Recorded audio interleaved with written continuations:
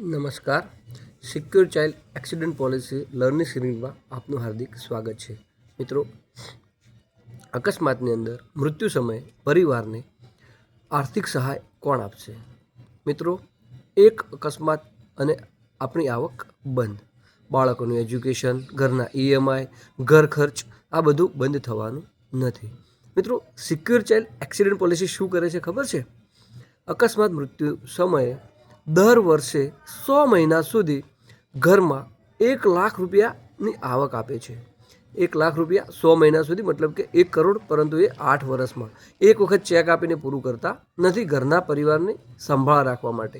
તમે મિત્રો નહીં હોય પણ તમારા ઘરનો, તમારો જે પરિવાર છે એની આવક ચાલુ રહેશે અને ઘર ખર્ચ ચાલુ રહેશે.